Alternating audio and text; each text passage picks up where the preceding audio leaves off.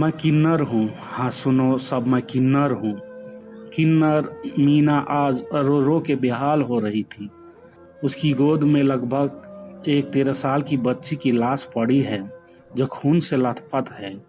जो भी पास आता उसे झटक कर धकेल देती बहुत दूर। बस यही बोली जा रही थी, मैं किन्नर हूँ, एक किन्नर। लेकिन तुम मर्दों और औरतों से अच्छी हूँ।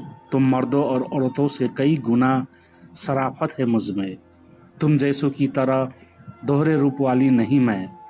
मेरा जैसा रूप है सबके सामने है। दोहरे मुखौटे वाली नहीं हूँ मैं सबको दिल से अपनाती हूँ। तुम लोगों की तरह कभी तुम्हारा या किसी का अपमान नहीं करती। अच्छा हुआ मुझे ईश्वर ने किन्नर बनाया।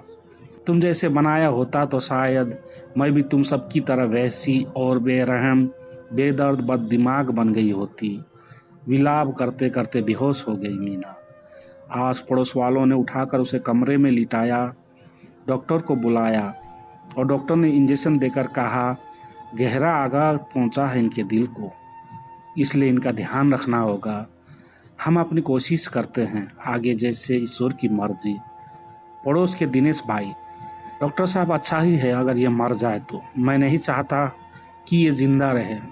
दूसरे पड़ोसी संजय, भाई साहब ये कैसी बातें कर रहे हैं, आपको तो वो भाई मानती हैं और आप उसके लिए ऐसे सब।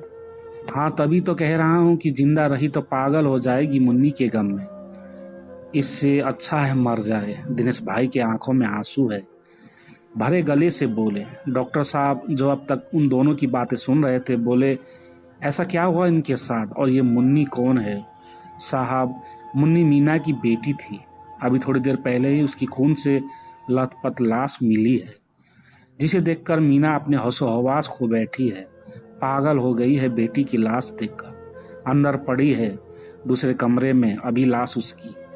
दाह संस्कार भी नहीं करने देती। कहती है जब तक बदला नहीं लूंगी तब तक बेटी को चिता पर नहीं लिटाऊंगी। मीना की बेटी, ये कैसे हो सकता है? एक किन्नर की बेटी? हाँ डॉक्टर साहब, मीना की बेटी। दिनेश भाई डॉक्टर साहब को शुरू से अब तक का किस्सा बताते हैं। साहब मीना को ये इस मोहल्ले में रहते हुए 20 साल हो गए। मीना और उसके 3 साथी और यहाँ रहते थे। सभी स्वभाव से बहुत ही अच्छे थे।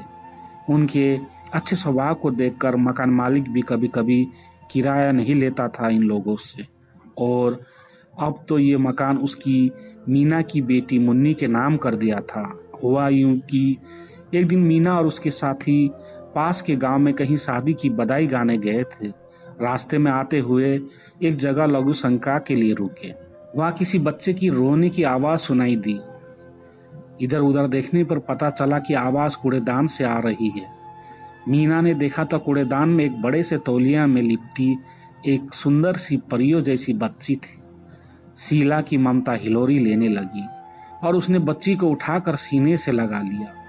साथियों ने बहुत कहा कि बच्ची को पुलिस स्टेशन ले जाते हैं, लेकिन मीना नहीं मानी। इसी कारण उन सब के आपस में झगड़ा हो गया और बाकी सब मीना को छोड़कर चले गए। लेकिन मीना ने बच्ची को नहीं छोड़ा। सेने सेने बच्ची बढ़ने लगी। मीना एक माँ की तरह उसका पल पल ध्यान रखती। एक दिन मीना कह रही थी कि उसे मकान मालिक पर शक है कि वो मुन्नी को गलत नजर से देखता है। अब उसे मकान मालिक का घर आना अच्छा नहीं लगता था। जब मकान मुन्नी के नाम किया तो मुन्नी ने बहुत कहा कि सेठ, मुन्नी मेरी बेटी है, मैं ही इसके बारे में सोचूंगी। तो मकान मालिक कहने लगा, तुम्हारी बेटी है तो क्या हमारी कुछ नहीं किया? आज जब मुन्नी स्कूल से वापस नहीं आई तो मीना को चिंता होने लगी और वो स्कूल में पता करने गई। वहां जब मुन्नी नहीं मिली तो मीना पुलिस स्टेशन जा ही रही थी कि इतने में एक गली के बच्चे ने आकर बताया कि मुन्नी लड़खड़ाती हुई खून से लथपथ आ रही है। हमने मीना को तुरंत फोन करके बुलाया और मुन्नी को लेने के लिए मोड़ तक पहुंचे ही थे कि सामने मुन्नी बहुत बुरी हालत में, कपड़े फटे हुए, खून से लथपथ आ रही थी। इतने में मीना आ गई। माँ को देख मुन्नी उसे लिपट गई। सेठ बस इतना कह पाई। मुन्नी उसके बाद मीना की गोद सर में रखते ही एक तरफ को लुढ़क गई साहब उसकी। वो ठंडी हो गई, सो गई माँ की गोद में हमेशा के लिए। कहते कहते फाकक कर रो पड़े दिनेश भाई। बोले, सच कहती है मीना हमसे तो किन्नर अच्छे हैं जिसने उस बच्ची को माँ ना होते हुए भी माँ बाप दोनों का प्यार दिया, और वो सेठ नकली मान देकर आज उस मान को अपमानित कर दिया, इंसानियत का अपमान किया, बेटी की उम्र की बच्ची की इज्जत को तार तार कर दिया, ले ली जान उस मासूम की। इतने में मीना को होश आया और वो जोर से चिल्लाई, सेठ, तूने मेरी बच्ची मुझसे छीनी है, तूने किन्नर का अपमान किया है।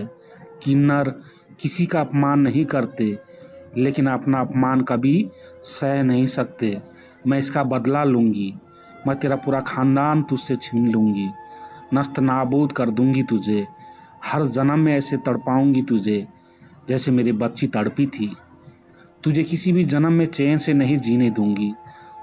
चिल्लाते चिल्लाते एकदम से मीना शांत हो गई। डॉक्टर ने देखा तो बोले, she is no more, I am sorry.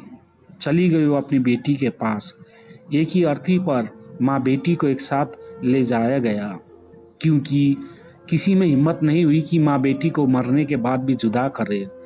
सुना है ऐसा काल का चक्र चला, सेठ को लकवा मार गया, सेठनी दिल के दौरे से मर गई, एक बेटे के गुर्दे खराब हो गए, वो मर गया, दूसरे को कैंसर हो गया, उसके इलाज पर सारा पैसा खत्म हो गया, मगर फिर भी ना बच सका। अकेला सेठ वृद्धाश्रम में एक कोने में खाना पानी को तरसता अपने दिन गिन रहा है।